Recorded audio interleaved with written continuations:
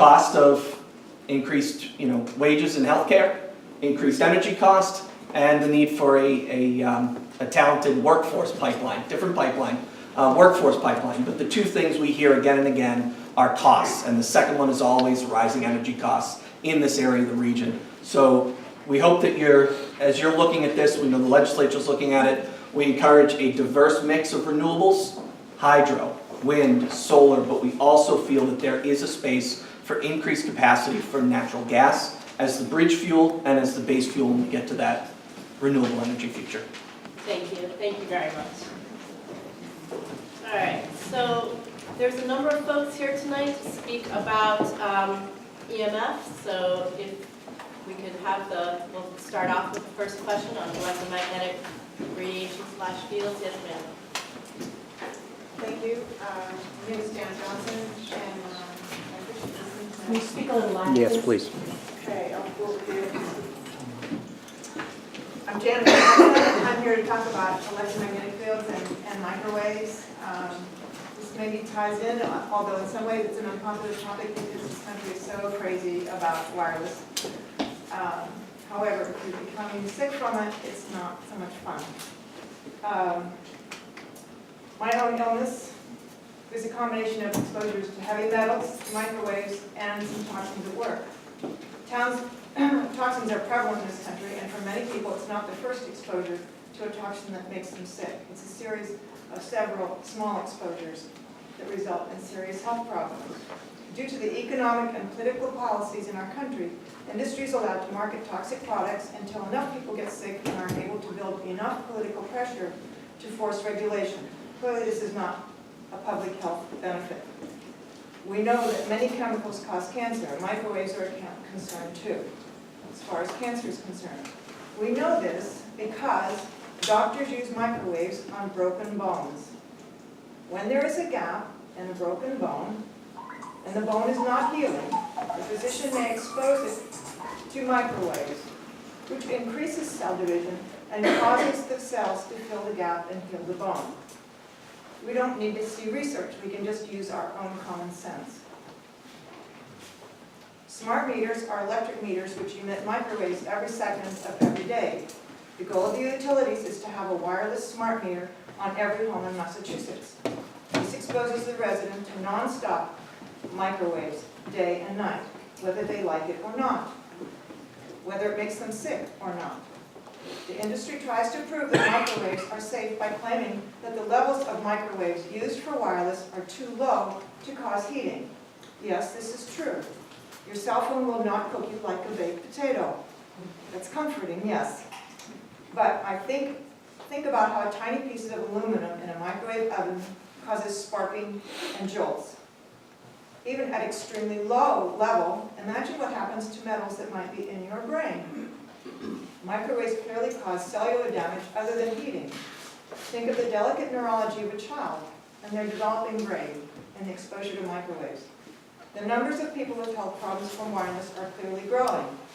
People are having sleep problems, headaches, cardiac irregularities, loss of mental function, and fatigue, and other problems. When I first became sensitive to microwaves 20 years ago, I could only find one other person in the state who was electrically and chemically sensitive, I could only find one other person in the state who was electrically sensitive, and now I know dozens. I would like to ask the Attorney General's office to do all it can to recognize the health concerns of microwaves and encourage research and action. We need to be careful about research because so much research in our country is paid for by industry. It doesn't appear that way, but it's paid for by, quote, independent research groups. It's paid for, as you heard, by universities.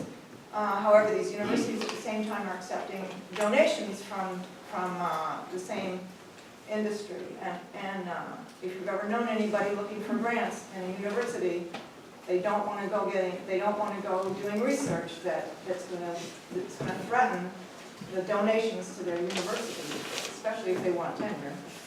In my case, it took me 20 years to figure out what was causing my neurological problems, and another 10 years to get so I could come to an event like this and speak coherently. Industry influence has filled the literature with inaccurate information that cast doubt on the illness. It's a long and lonely battle for people struggling with microwave exposure. I hope you'll use your influence to help. Thank you.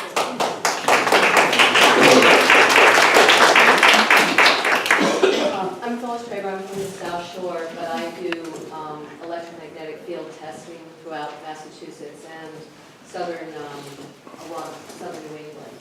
And I've been doing this for about 8 years, and I get calls from clients that often are parents of autistic children, they're elderly who have compromised immune systems from other diseases, including things like Lyme and metal toxicity. It includes families with newborns, it includes people with Alzheimer's. There are so many studies out there that are showing that microwaves are impacting people in many, many ways. I'm not going to stand here and try to prove that point because there's thousands of studies out there. And there are countries today that are actually saying they want no Wi-Fi and no cell towers near schools and hospitals to protect the same vulnerable group that I just described to you. My biggest concern about the smart meter program, which I wanted to bring up today, is that I think what we're doing is we're coupling an absolute necessary utility that needs to be in everybody's home. This is a requirement, we must have it. But to couple that with a technology, in microwaves, that we do not have all the answers on yet. There are so many issues. I'm sure you know of the recent study that just came out of the National Toxicology Program, supported by the National Institutes of Health, that are saying that it is cancer causing. The World Health Organization in 2011 said it's cancer causing. This is, they said it's possible. It's a class 2 carcinogen. That's the same as lead and asbestos. So we're on this kind of unknown quantity here. We don't know the full impact of it. There's so much research that needs to be done. But to couple it with an essential utility that we all must have just seems almost diabolical. It's like saying, oh, we're going to give you food, but you have to have shock therapy with it. You know, it's kind of like, yeah, but I need the electricity. I can't handle this radiation. So I would ask that you think about uncoupling these two. The smart meter program does require not only radiation from the meter, but it requires radiation from all of the appliances in your home that are connecting to that and in the neighborhood. So you have this electrosmog soup that you're in the line of fire of even if you try to remediate your own home, which is what I try to do, but you can't get away from it if everybody is exposed. And last but not least, just from a cost standpoint, you know, this is really what we think it is, and it has all of the ramifications of danger. And you install this in everybody's home. The effect on our healthcare system, our social services, our businesses, when people can't show up, when you've got, you know, the elderly being taken care of. I mean, it's amazing how big this could get. So I ask that you uncouple it. Let's have our electricity, but let's study the microwave piece on the side and get some answers before we ever put it into the electrical utility.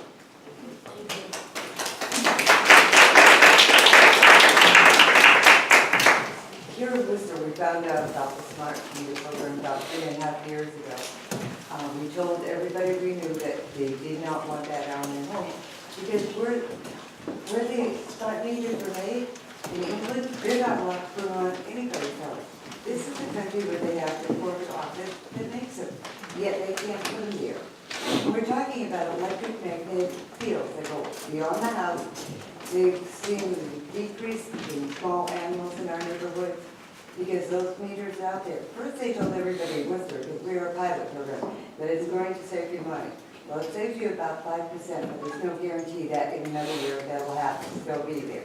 They didn't tell the people of Worcester that these meters had a lot of problems in Europe where they would say they can't put them up anywhere over there now. And yet they're bringing them to America to sell them to us. Why would we take something from a country that won't allow it in their country? And the light company knew this. And yet they tell everybody, oh, it's not going to come. Anybody that, you can get a meter at any store to measure the magnetic field in your yard. Do one in a house that doesn't have the smart meter, and then go 50 feet to a house that does, and see what happens to that meter, how it bounces up half to 9. It should only be 0 to 0.1 or 10. You take it by a smart meter, it's 9 and 10. And that's being put out in the air, that's being put out in your yards, that's being put out to your children when they're out in your yards playing. It's putting out in the animals that are by your home. And we've known about it for years, and yet nobody has said anything, and we're confused. And it needs to be addressed because it is hurting people. We have less and less small animals in our neighborhoods now. It affects the tiniest ones, like the chipmunks and the birds. And there's something wrong. There are 3 houses on our street with the smart meters. We went over and measured them. Those people called the light company and had them pulled off their houses when they saw the difference between a regular meter and that, and how much it pumps up into the air, into your yard, into your home. It has to be stopped because it's not healthy. Thank you. Yes, others for smart meters? Hi, my name is Pam Steinberg, a Worcester resident. I also have electromagnetic hypersensitivities. I do appreciate the opportunity to speak. I've only got 6 paragraphs to try to get through. Radio frequencies, or RFs, are non-ionizing microwaves emitted by smart meters. RFs are class 2B carcinogens that have been implicated in the onset of cancer, electromagnetic hypersensitivities, and other health problems. Other class B carcinogens include lead, DDT, benzene, glyphosate, and talc. The American Academy of Environmental Medicine has called for a moratorium on smart meters, stating, quote, "It is critically important to note that the data indicates that the vast majority of cases were not electromagnetically hypersensitive until after installation of smart meters, and that smart meters may have unique characteristics that lower people's threshold for symptom development." Other people talked about the symptoms, so I'll skip that part. It's estimated that between 3 and 8% of the population are experiencing EHS, but because some people and their doctors are not connecting their symptoms with exposures to RF radiation, the incidence of EHS is most likely underreported.